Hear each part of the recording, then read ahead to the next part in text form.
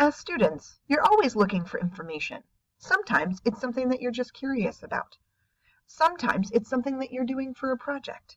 When you're working on a project and you need information, it's always important that we cite our sources. What that really means is that when we find information that we didn't come up with ourselves, we have to give credit to who it belongs to. So I'm going to show you a few simple ways to come up with citations for any of the articles or images or anything that you're using to help you with a project. So we're going to start by looking at some of our databases. We've talked before about some of the ones that we use, so I'm just going to go to our homepage, fcps.edu, and I'm going to scroll down until I see the library tab. There it is right there. If I scroll down, there's a button right here to go to the online databases, so I'm going to click on that. Some of the ones that I use most frequently are ones like Britannica School or World Book. So I'm going to start by going to Britannica School. There are a lot of different ones here. Sometimes it's best to either start with Britannica School Edition or Britannica School Elementary. And then you click down and hit Go to Resource. I'm going to start at the elementary level. So what if I am doing a project on pandas? What if I need to research some different information? I've already brainstormed some questions that I need to answer, but now I need to go see if I can find some.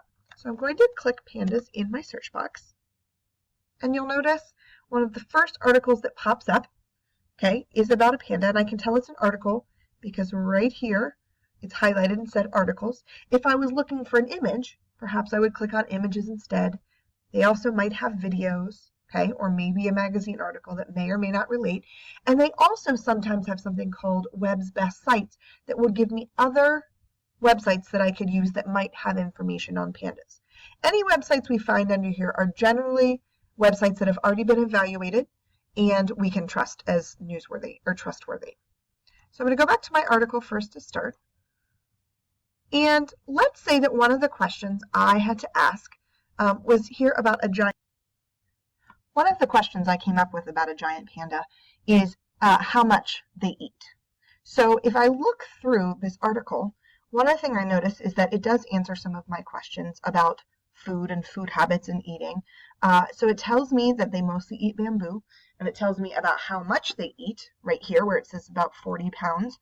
And it also tells me how that's different from what they do when they're in captivity in zoos. So that answers one of my questions. If I go to use that information and put it in my own words somewhere, I have to cite that this is where this information is coming from.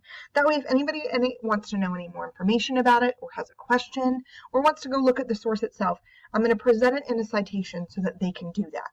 So one of the things that I can do is click right here where it says Cite, and the citation pops up for me.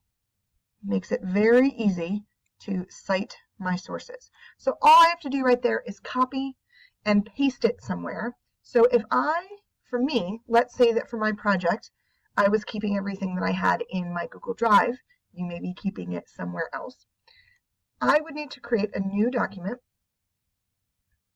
And people either call this document a bibliography or they call it a works cited page. Either way, that's what I'm going to label it. And let's say, make sure I put for Panda Project. Your teacher might tell you other ways that he or she wants you to title the page. And then up here, I'm going to also type that it is my bibliography, okay? And I would play around with font size and everything else later and make it larger. I'm just going to kind of make it a little bit better right now, and then I'm quickly going to move on. So if I have this that I need to cite because I'm using that information, and let's say I've already written down that information that I'm going to take from this, then I can just hit Control-C to copy, and then come over to my page and hit Control-V, and my source is already in there now. So now I have given credit to this article for any of the information I may use. That's one way that you can go about it. So if you use a database, almost all of the databases will already have the citation included. But let's say you don't have a database that you're using. There's still another way that you can create the citation. So let's say I know that one other website that is very trustworthy for pandas is called A to Z Animals. So if I already know this ahead of time, I'm just going to type it in. And it pops up right here. So now that I'm here, I will just search, and I'll notice that the giant panda pops up. So I'm going to click on that. There are some pictures there. One of the things that I was looking for, I also brainstormed a question about how it is that they eat, how they're able to eat all of this bamboo. So I did some skimming. I looked through, and when I went over here to anatomy and appearance, I also found that part of the reason that they are able to eat bamboo, even though it's very hard, is that they have very large jaws and their teeth are flat, so it allows them to crush it, which is one of the ways that they are able to eat it. So again, that's information that I found that I need to cite, since it's not information that's coming from me. But this does not have a citation like a database does. So one of the things you can do if that happens is you can go to World Book Student. So I'm going to back out of Britannica School. Takes me a few clicks to get there. And then now back on my database page, I'm going to type in World Book. And I go to World Book Student.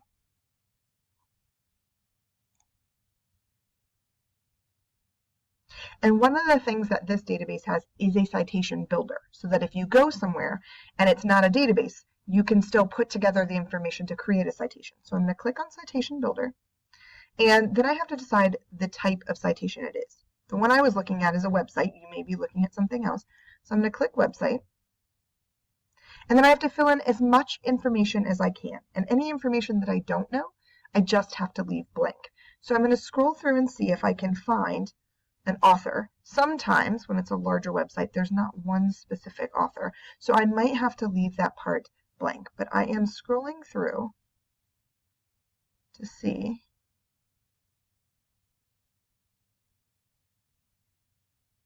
Okay, and it does not tell me a specific author, so I'm going to have to leave that part blank. So I just go to the next part, citing option. I'm citing a website. Yes. So then the organization, actually let me go back and check. No, it's not an organization. So sometimes you have to think these things through. Okay. So we're citing a website, no organization. All right. So now the article or web page title. That means this specific page that I'm on. So as you can see right up here, it generally tells you the title. It is Giant Panda Bear.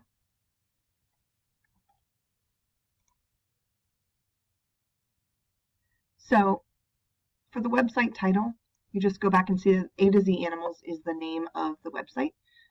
So all you have to do is go back to your citation builder and write A to Z Animals. And we'll go back and look for the website editor. I'll scroll down at the bottom.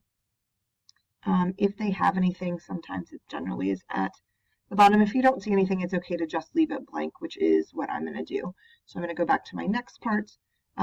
Edition use. There is no edition.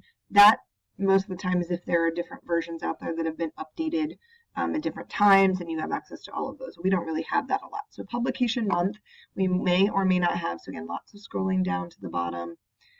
You can see that it tells us it was last updated February 14th, 2017. If you don't see that anywhere, it's also okay to leave that part blank. So for month, that was when it was last updated. That's not necessarily when it was published. So you can make a call if you think you need to fill that information in or not. In terms of the publication, that's normally when it's copyrighted. So I'm actually not going to use that date. I'm going to go over here and you can see that it was 2017. So I'd be okay if I decided to put this in, but I'm just going to put in the year just to make sure I'm not putting in any inaccurate information. So I'm just going to put in 2017. Doesn't have a sponsor. The month of access and the day of access means the day that you got onto the website. So for me, if I did that today, I would click today. For me is April 21st. So I would put 18. And then 2017, and then the URL is just the web address. So for that, you can just come, I just click twice, and then I'm going to hit Control-C to copy, and then I'm going to come down here and hit Control-V to paste, and now I'll hit Create Citation, You can see it's loading. So it gives me 3 different forms for how to cite depending on which way you're using. Some teachers have specific ways that they'd like you to use as you get older. Most of the time in elementary school, you can just normally pick, and most of the time people just pick this one, the MLA. So you want to make sure you're only grabbing and highlighting the, not the line that says MLA, but this first line with the quotation marks. So you notice I'm having a little bit of trouble doing that. So I might come and grab it this way. Might be easier for me. There we go. Took me a few tries, and notice I'm missing that quotation mark, so I still have to try again. You want to make sure you have every single piece of this citation. There we go.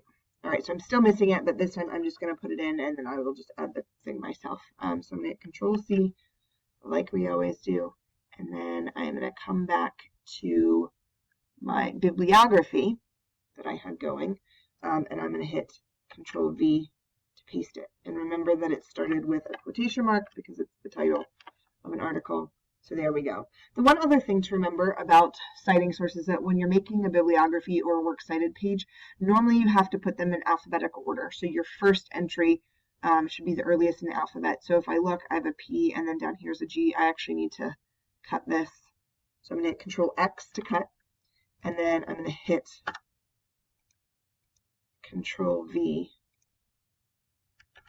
to paste, and then just leave a space. Okay, so now they're in alphabetical order. And at the end, if I want to go through and make them all the same font size, I can do that. So I've now shown you 2 ways that you can find citations. If you're using a database, it should already be there. But if you're not, if you're using a website, then you can use the Citation Builder and Worldbook to create a citation to add to your bibliography page. Hope this helps. Please remember to always cite your sources.